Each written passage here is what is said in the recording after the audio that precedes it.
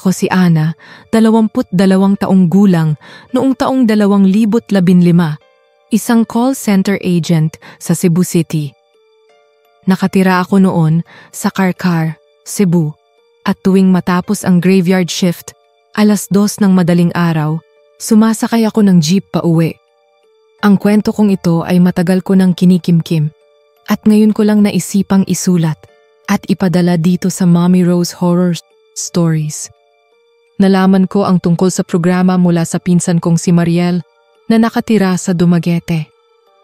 Mahilig siyang makinig ng mga kwento ng kababalaghan at minsan ipinadala niya sa akin ang link ng channel.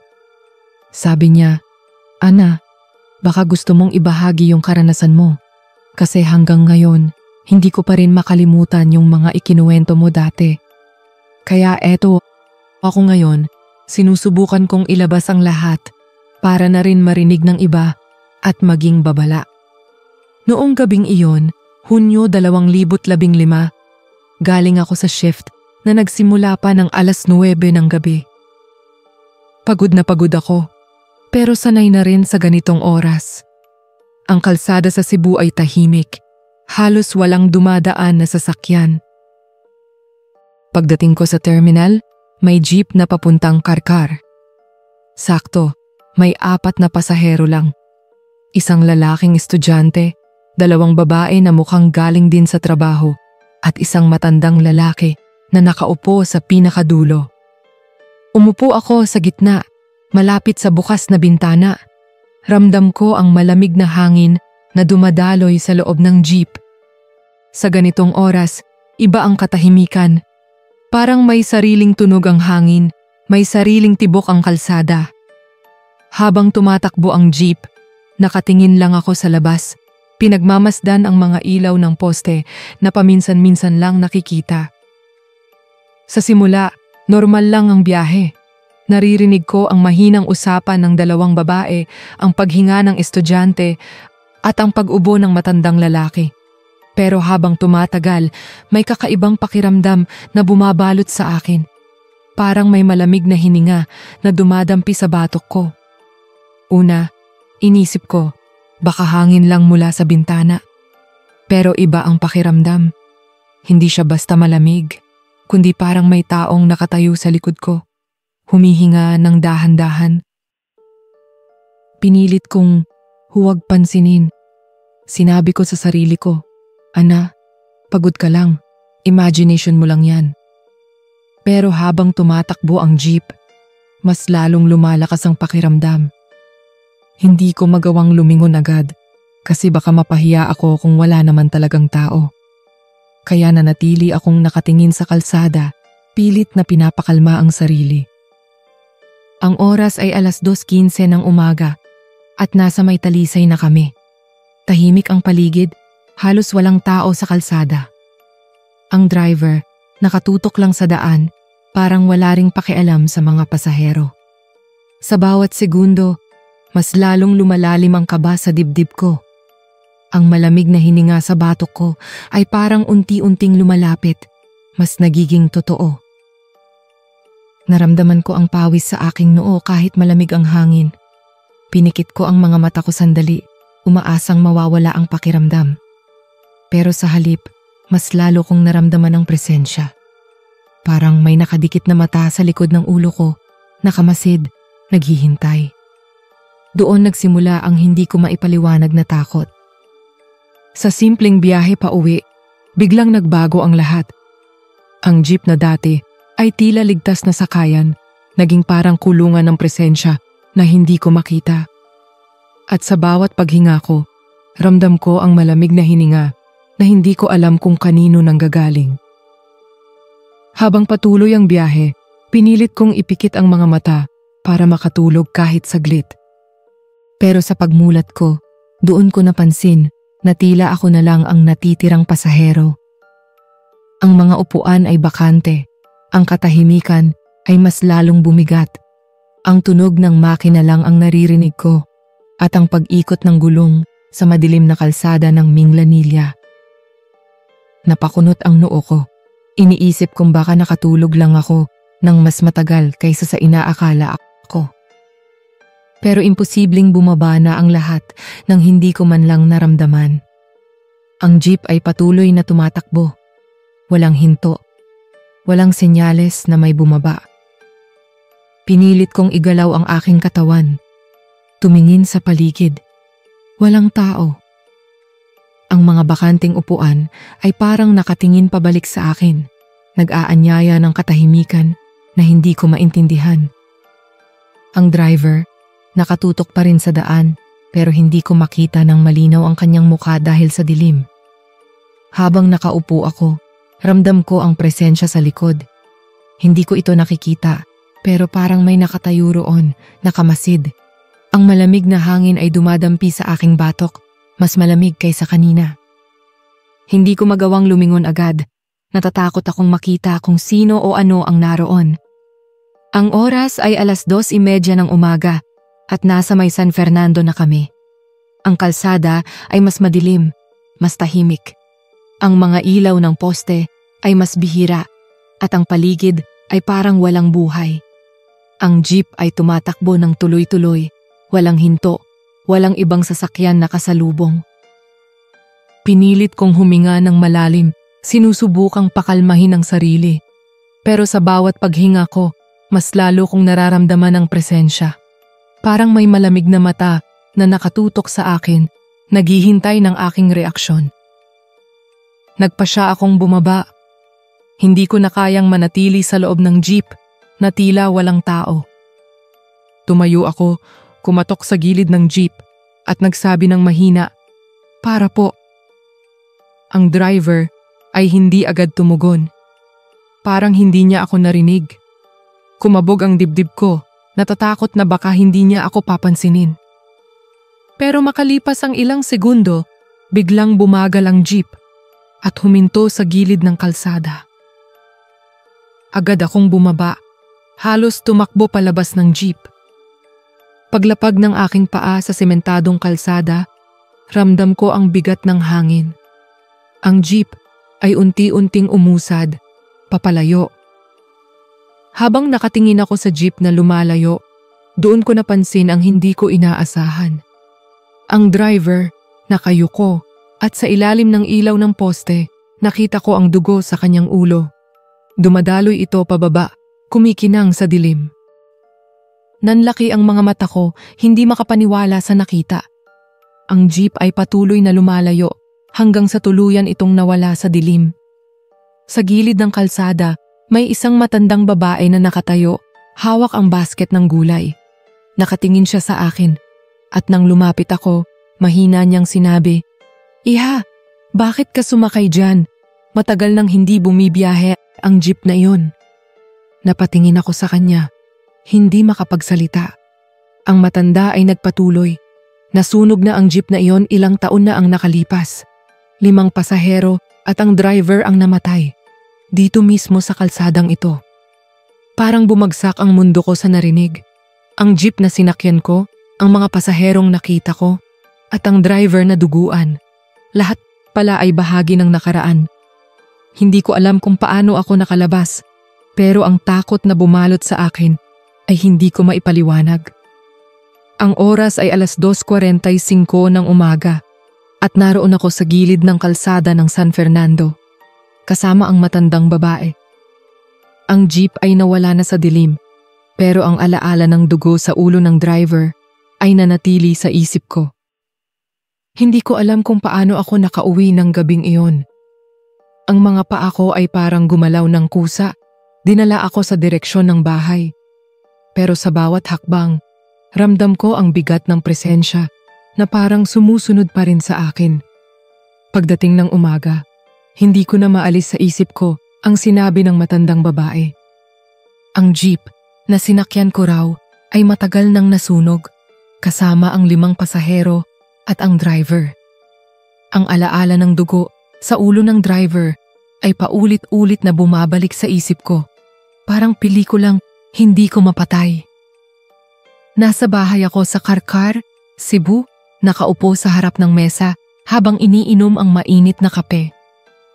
Ang araw ay Hunyo 16, 2015 at kahit maliwanag na, Ramdam ko pa rin ang bigat ng gabing iyon.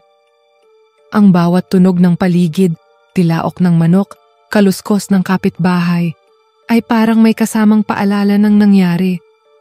Sinubukan kong ikwento sa mama ko ang nakita ko. Ma, may jeep akong sinakyan kagabi. Pero sabi ng matanda, matagal na raw nasunog iyon. Napatingin siya sa akin, halatang nag-aalala. Ana, baka pagod ka lang. Pero kung totoo man yan, mag-ingat ka. Hindi biro ang mga ganyang karanasan. Hindi ko alam kung paano ipapaliwanag. Ang jeep ay malinaw na nakita ko. Ang mga pasahero ay naramdaman ko. At ang driver ay nakita kong duguan. Pero paano ko sasabihin na lahat ng iyon ay hindi na dapat umiiral? Kinabukasan, nagpasya akong magtanong sa mga kapitbahay. Sa tindahan ni Aling Tess, binanggit ko ang tungkol sa jeep. Agad siyang tumango. Oo, iha. Dito sa San Fernando, may jeep na nasunog mga 3 taon na ang nakalipas. 5 pasahero at driver, lahat sila hindi nakaligtas. Sabi ng mga tao, minsan nagpapakita pa raw ang jeep sa madaling araw. Nanlamig ako sa narinig. Hindi lang pala ako ang nakaranas. May mga kwento na palang kumakalat tungkol sa jeep na iyon. Ang mga tao ay tila sanay na, pero para sa akin, bago at nakakatakot ang lahat. Habang naglalakad pa uwi, ramdam ko ang bigat ng bawat hakbang. Ang kalsada na dati ay normal lang, ngayon ay parang may kasamang anino ng nakaraan. Ang bawat poste ng ilaw ay tila nagbabantay at ang bawat tahimik na kanto ay parang may nakatagong alaala. Sa loob ng bahay, hindi ko maiwasang mag-isip. Bakit ako ang nakasakay sa jeep na yun?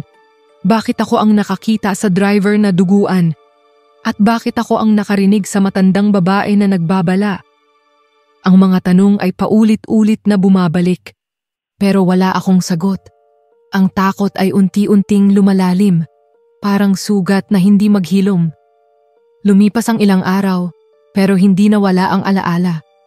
Sa trabaho, habang nasa call center ako, bigla kong naaalala ang jeep. Sa bawat tunog ng telepono, sa bawat boses ng customer, parang may kasamang bulong ng nakaraan. Isang gabi, habang pauwi ako, nakita ko ulit ang kalsada kung saan ako bumaba. Ang poste ng ilaw, ang gilid ng kalsada, lahat ay pamilyar. Pero ngayon, mas mabigat ang pakiramdam. Parang may nakatayo sa gilid, nakamasid, naghihintay. Hindi ko na kayang balewalain.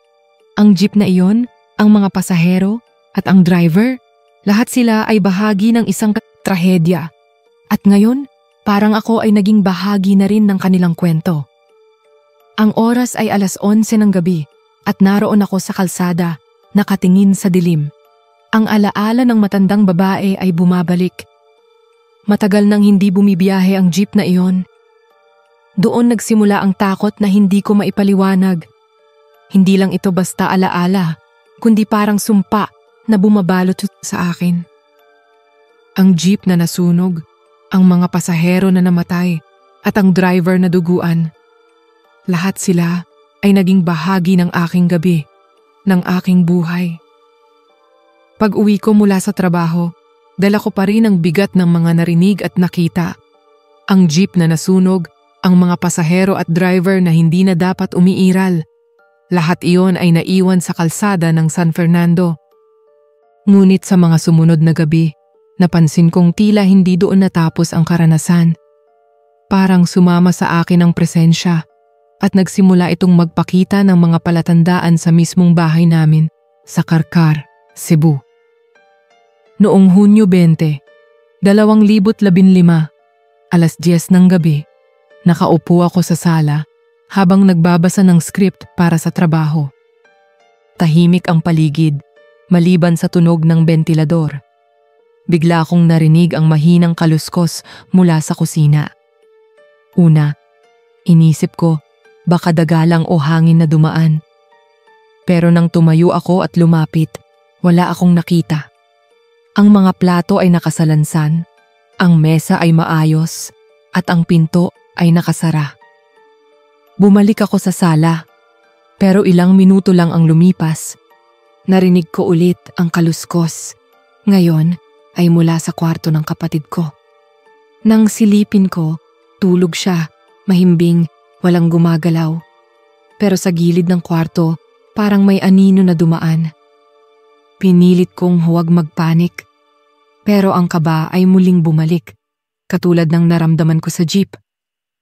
Kinabukasan, habang kumakain kami ng almusal, napansin ng mama ko na parang lutang ako. Ana, bakit parang wala ka sa sarili mo? May problema ba sa trabaho? Hindi ko agad masabi ang totoo. Pero nang marinig ko ulit ang mahinang boses mula sa likod ng bahay, parang tawag na hindi ko maintindihan, napilitan akong ikwento. Ma, may naririnig akong kaluskos at boses sa gabi. Parang may malamig na hangin na dumadaan kahit sarado ang mga bintana. Napatingin siya sa akin, halatang nag-aalala. Baka dala lang ng pagod, anak. Pero kung totoo man yan, magdasal ka. Hindi biro ang mga ganyang bagay. Lumipas ang mga araw, mas lumala ang mga palatandaan. Noong Hunyo 23, alas 11 ng gabi, habang naglalakad ako papunta sa banyo, biglang bumukas ang pinto ng mag-isa. Walang hangin, walang tao, pero malinaw na bumukas ito. Napaatras ako, halos hindi makagalaw. Nang silipin ko, walang laman ng loob. Sa mga sumunod na gabi, naramdaman din ng pamilya ko ang kakaiba. Ang papa ko, habang nanonood ng TV, biglang napansin ang malamig na hangin na dumaan sa sala.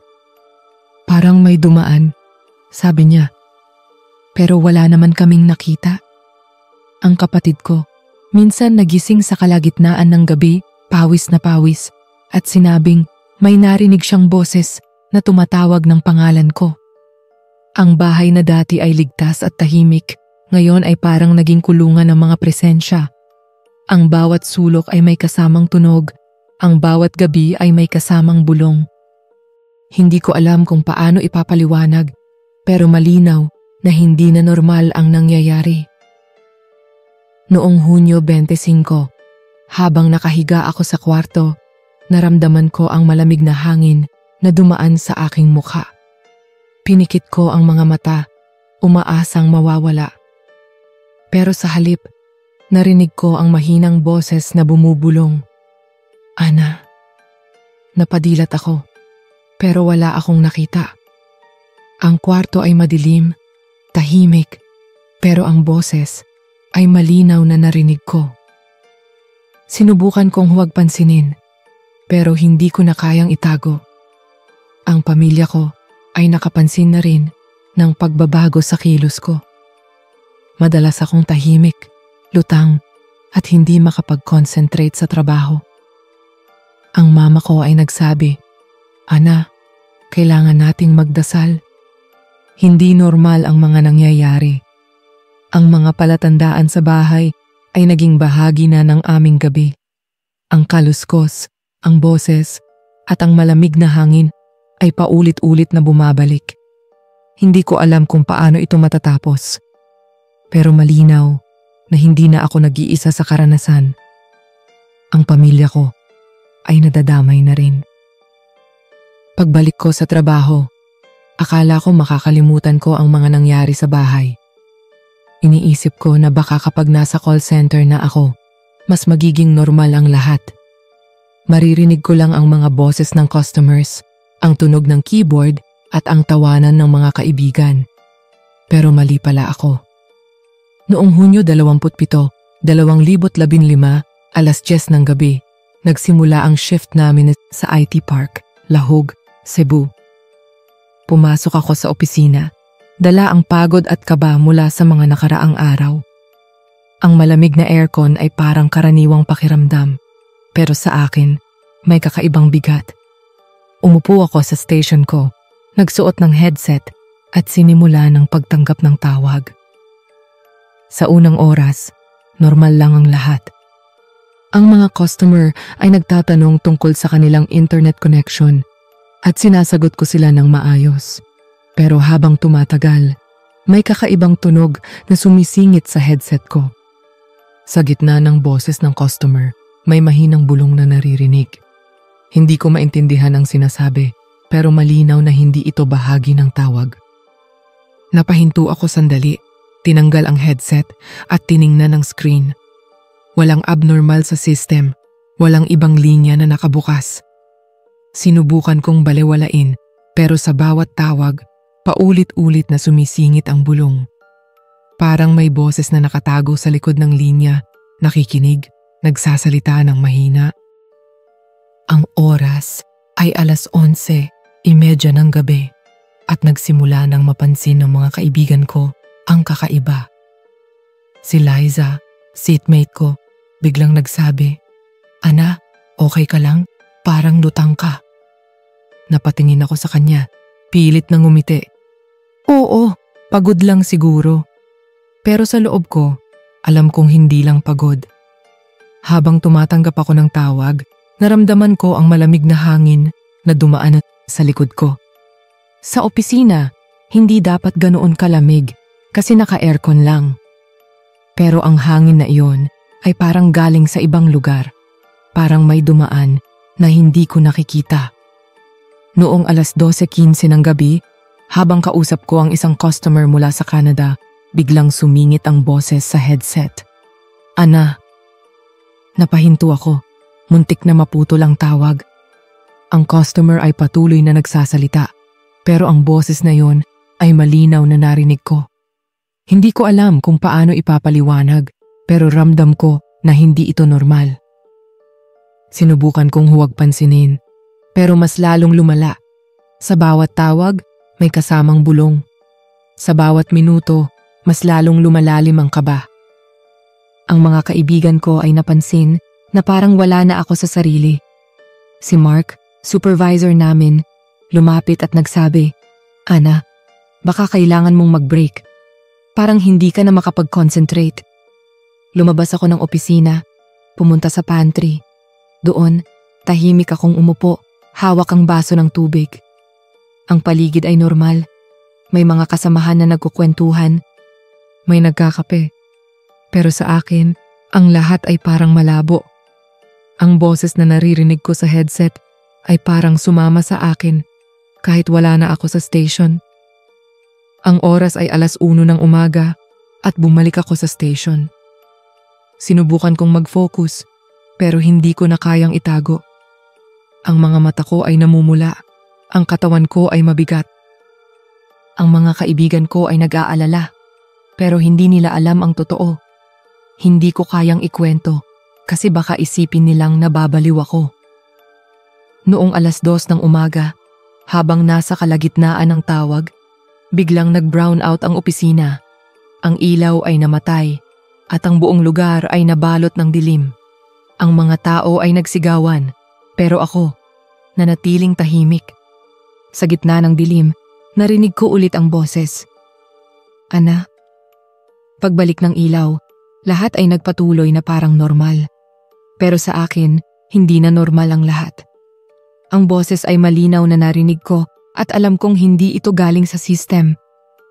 Sa mga sumunod na araw, mas lalong lumala ang pakiramdam. Ang mga kaibigan ko ay nagsabi na parang lutang ako, parang wala sa sarili. Ang supervisor ko ay nagbigay ng warning kasi bumababa ang performance ko. Pero hindi ko kayang ipaliwanag ang totoo. Ang trabaho na dati ay ligtas at normal, ngayon ay parang naging kulungan ng mga presensya. Ang bawat tawag ay may kasamang bulong. Ang bawat minuto ay may kasamang malamig na hangin. Hindi ko alam kung paano matatapos, pero malinaw na hindi na ako nag-iisa sa karanasan. Pagkatapos ng mga bulong sa headset at malamig na presensya sa opisina, akala ko matatapos na ang lahat kapag nakauwi ako at nakahiga sa kama. Pero doon pala nagsimula ang mas mabigat na yugto, ang mga bangungot na paulit-ulit na bumabalik gabi-gabi. Noong Hunyo 30, 2015, 2:00 ng madaling araw, nagising ako mula sa isang panaginip na hindi ko makalimutan. Sa panaginip, nasa loob ako ng isang jeep na naglalagablab sa apoy.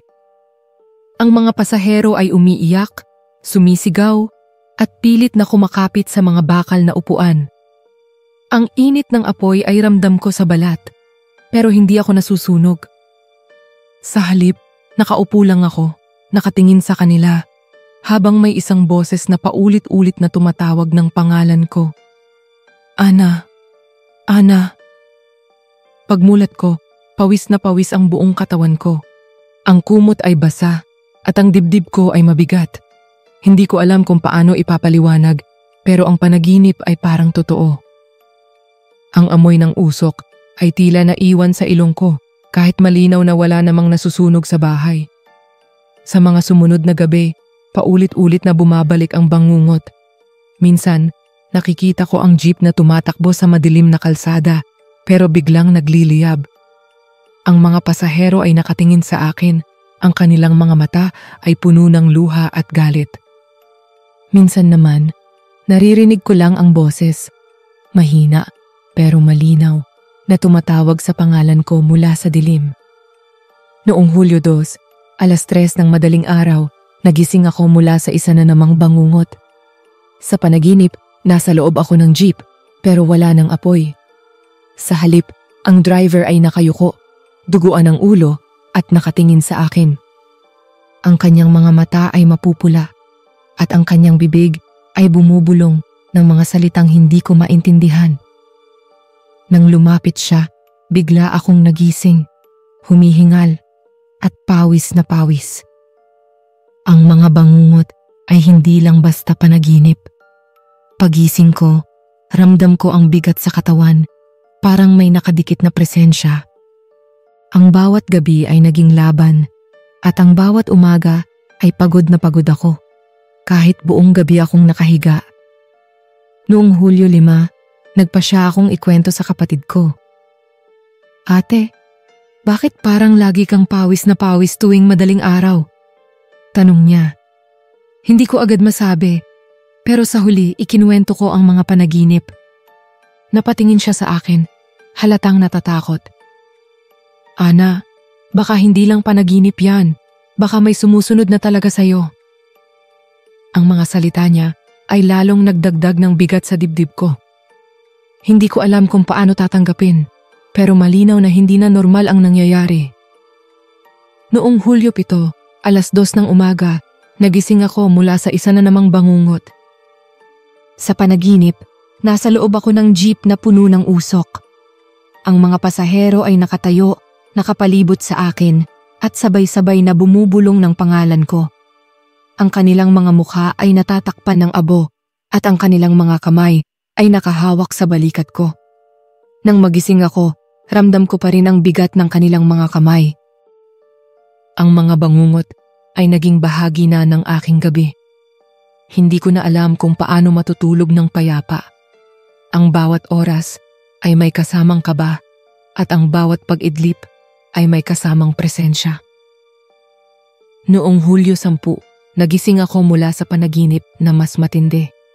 Sa panaginip, nasa loob ako ng jeep pero wala ng pasahero. Ako lang ang naroon at ang jeep ay tumatakbo sa madilim na kalsada. Biglang may boses na sumigaw. Hindi ka makakatakas, Ana. Nagising ako, nanginginig at halos hindi makagalaw. Ang mga bangungot ay hindi na basta panaginip. Parang may mensahe, parang may sumpa na bumabalot sa akin. Hindi ko alam kung paano matatapos, pero malinaw na hindi ko na kayang mag-isa. Pagkatapos ng mga bangungot na paulit-ulit na bumabalik sa gabi, nagsimula na ring makapansin ang pamilya ko ng mga kakaibang bagay. Hindi na lang ako ang nakakaranas ng presensya, pati sila ay nadadamay na rin. At doon ko lalong naramdaman na hindi na ito basta panaginip o imahinasyon. Lumipas ang ilang gabi, noong Hulyo 12, 2015, alas 2 ng madaling araw, nagising ang mama ko. Sabi niya, habang nakaupo siya sa sala, nakakita siya ng isang lalaking duguan ang muka. Nakasuot ito ng lumang polo, may panyo sa balikat, at nakatayo sa labas ng bintana. Ang ilaw ng poste sa kalsada ay tumama sa kanyang muka. Kaya malinaw na nakita ni Mama ang dugo na dumadaloy mula sa kanyang noo. Agad niyang ginising si Papa. "Pa, may tao sa labas," bulong niya. Tumayo si Papa, lumapit sa bintana. Pero nang sumilip siya, wala na ang lalaki.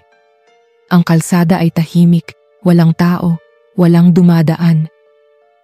Napatingin sila sa isa't isa, halatang nagtataka. "Sigurado ka bang may nakita ka?" tanong ni Papa. Tumango si Mama, nanginginig pa ang kamay. "Oo pa, nakita ko talaga. Duguan ang mukha niya." Kinabukasan, ikinuwento ni Mama sa akin ang nangyari. Hindi ko alam kung paano tatanggapin. Ang lalaking duguan na nakita niya ay kapareho ng driver na nakita ko noong gabing bumaba ako sa jeep. Ang panyo sa balikat, ang dugo sa ulo, lahat ay pareho. Napalunok ako, hindi makapagsalita. Noong Hulyo 14, 3:00 ng madaling araw, nagising ulit si Mama. Nakaupo siya sa sala at muli niyang nakita ang lalaki. Ngayon, nakatayo ito sa gilid ng poste, nakatingin sa bahay namin. Ang kanyang mga mata ay mapupula at ang kanyang bibig ay nakabuka, parang may sinasabi. Pero wala siyang narinig. Si Papa, nang marinig ang kwento, nagsimula na ring mag-alala. "Anak, baka may sumusunod talaga sa atin. Hindi normal ang mga nakikita ng mama mo." Napatingin siya sa akin, halatang nag-aalala. "Ikaw, may nararamdaman ka pa rin ba?" Tumango ako, mahina. "Oo pa, hindi nawala. Sa trabaho, sa panaginip, at ngayon pati dito sa bahay."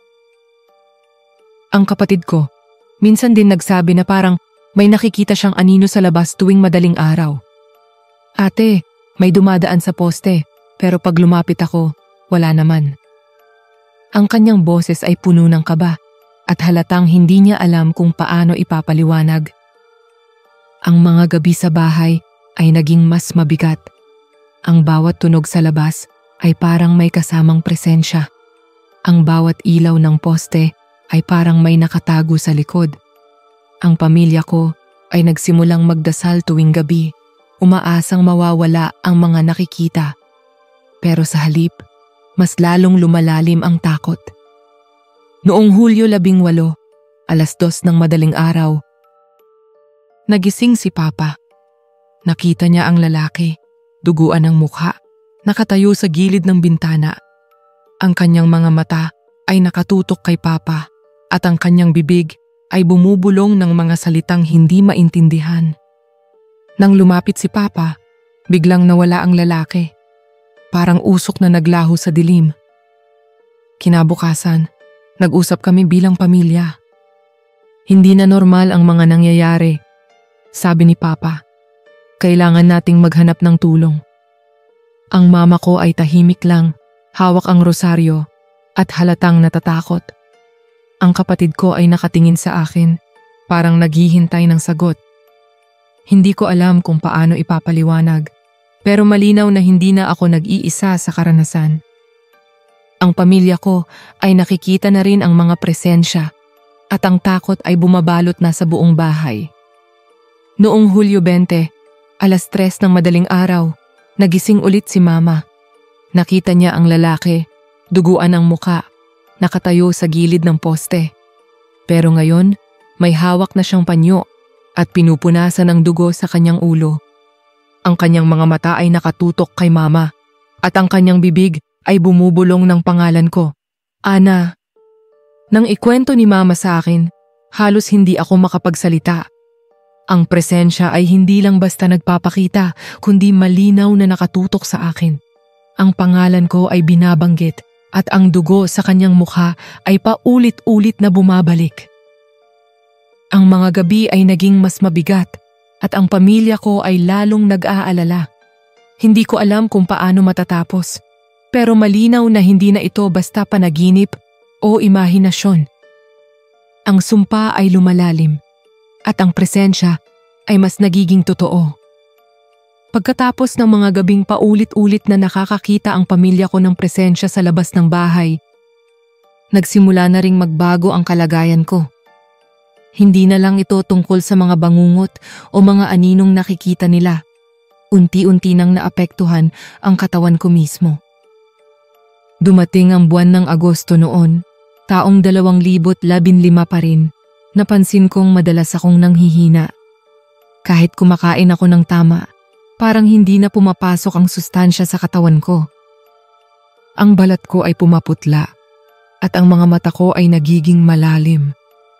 Ang mga kaibigan ko sa trabaho ay nagsabi na parang nangayayat ako, na parang may dinadala akong mabigat na sakit.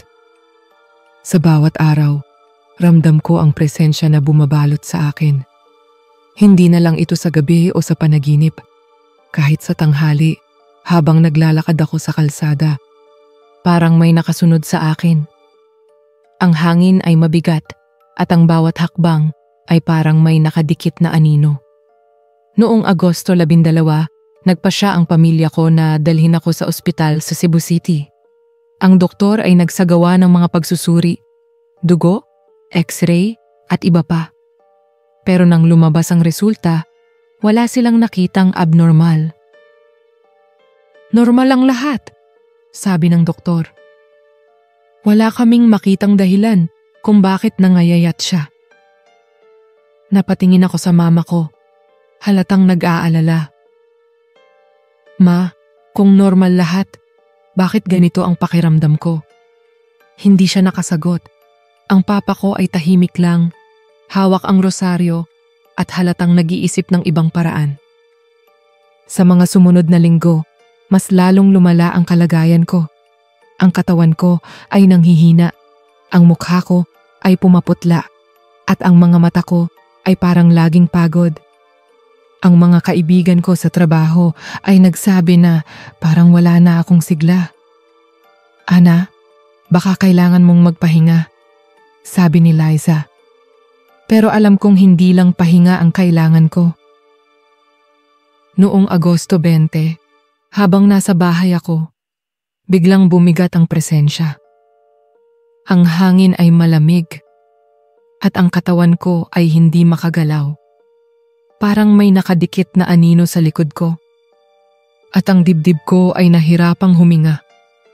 Ang mama ko ay lumapit, hawak ang rosaryo at nagsimulang magdasal. Unti-unti, gumaan ang pakiramdam pero ang takot ay nanatili. Ang mga gabi ay naging mas mabigat. Hindi na lang bangungot ang bumabalik. Kahit gising ako, ramdam ko ang presensya. Ang bawat sulok ng bahay ay parang may nakatago at ang bawat tunog ay may kasamang bigat. Ang pamilya ko ay nagsimulang magdasal tuwing gabi. Pero kahit ganoon, hindi pa rin nawala ang presensya. Noong Agosto 25, nagpasya ang papa ko na kausapin ang kapitbahay naming si Mang Tonyo. Kilala siya sa barangay bilang taong may alam sa mga kababalaghan.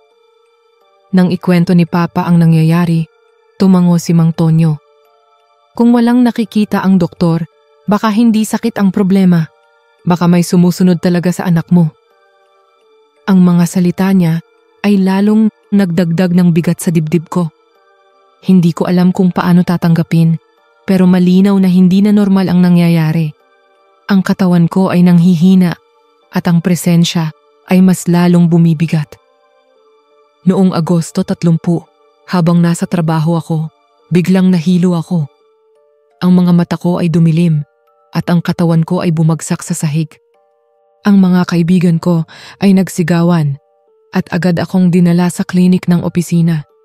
Nang magising ako, naramdaman ko ang malamig na hangin sa paligid at ang boses na bumubulong ng pangalan ko. Ang supervisor ko ay nagsabi na kailangan kong magpahinga.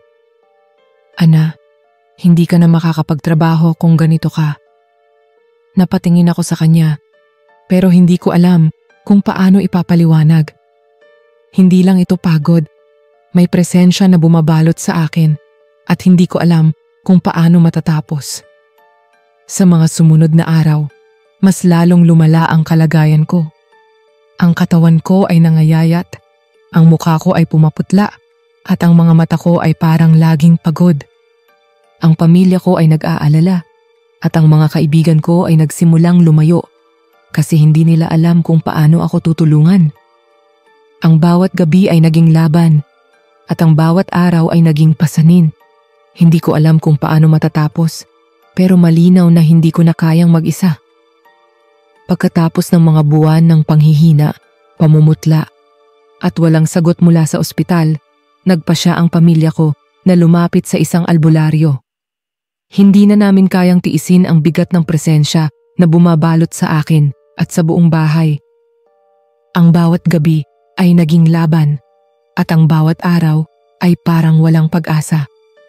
Kaya noong Setyembre 2015, dinala nila ako sa baryo ng Sibonga, Cebu, kung saan kilala ang isang albularyo na si Mang Crispin. Pagdating namin sa kanyang bahay, ramdam ko agad ang kakaibang aura. Ang paligid ay puno ng mga halaman, may mga bote ng langis at mga kahon ng kandila sa gilid. Ang amoy ng insenso ay kumalat sa hangin at ang tunog ng kampana ay marahang umaaling-aungaw mula sa loob. Nakaupo si Mang Crispin sa isang lumang silya, hawak ang rosaryo at isang maliit na kahon ng mga agimat. "Anak, mabigat ang dala mo," sabi niya agad nang makita ako. Napatingin ako sa kanya, hindi makapagsalita. Ang mama ko ay lumapit, hawak ang kamay ko at nagsimulang magpaliwanag. "Mang Crispin, ilang buwan na pong ganito si Ana. Nangayayat, pumaputla at may mga presensya sa bahay. Wala pong makita ang doktor." Tumango si Mang Crispin, halatang alam na niya ang nangyayari. Hindi sakit ang problema, may sumunod sa kanya mula sa nakaraan. Kailangan nating putulin ang tali. Agad siyang naghanda ng ritual. Sa mesa, inilabas niya ang mga kandila, langis at isang maliit na bato na tinatawag niyang agimat. Pinaupo niya ako sa gitna ng silid habang ang pamilya ko ay nakapalibot. Sinindihan niya ang kandila at nagsimulang magdasal ng mga orasyon. Ang kanyang boses ay mababa, mabigat at parang may kasamang lakas na hindi ko maipaliwanag. Habang nagdarasal siya, naramdaman ko ang malamig na hangin na dumaan sa aking katawan. Ang bigat na bumabalot sa akin ay parang unti-unting gumagaan. Ang mga mata ko ay napapikit at ang dibdib ko ay huminga ng mas maluwag. Noong Setyembre 10, nagpatuloy ang ritual. Pinahiran niya ako ng langis sa noo, sa dibdib at sa kamay.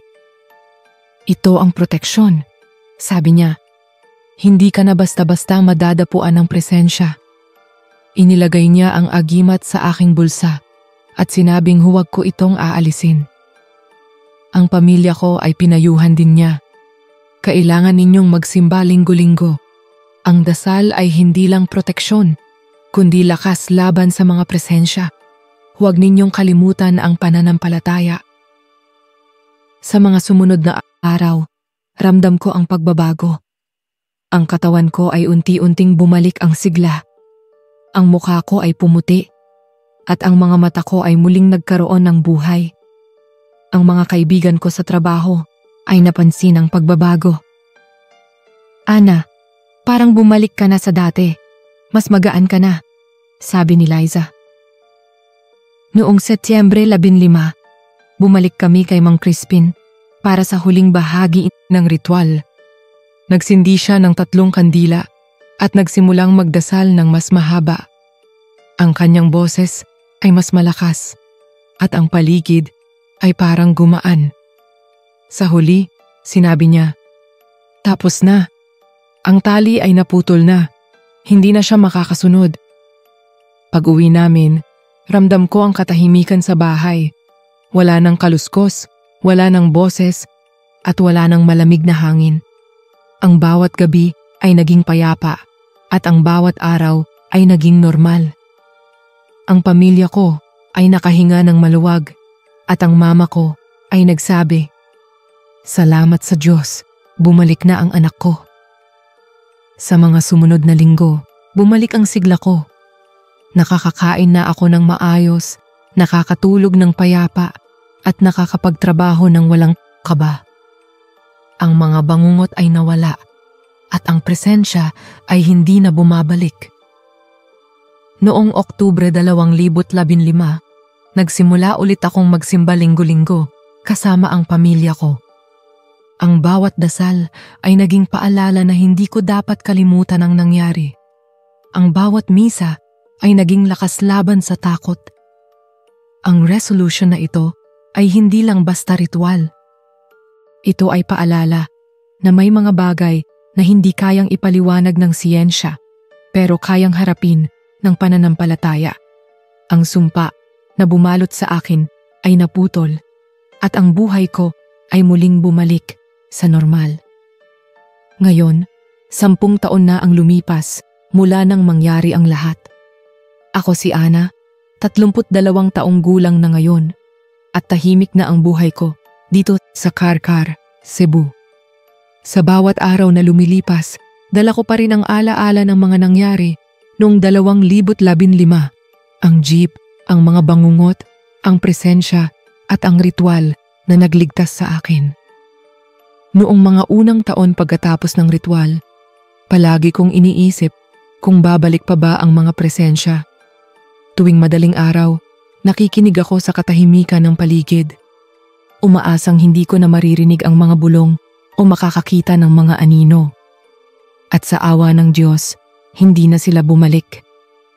Ang bahay namin ay muling naging payapa at ang pamilya ko ay nakahinga ng maluwag. Natutunan kong tanggapin na may mga bagay sa mundo na hindi kayang ipaliwanag ng siyensya. Ang mga doktor ay nagsabi noon na normal ang lahat ng resulta ko, pero alam kong hindi normal ang nangyari. Ang sumpa na bumalot sa akin ay hindi sakit, kundi presensya mula sa nakaraan.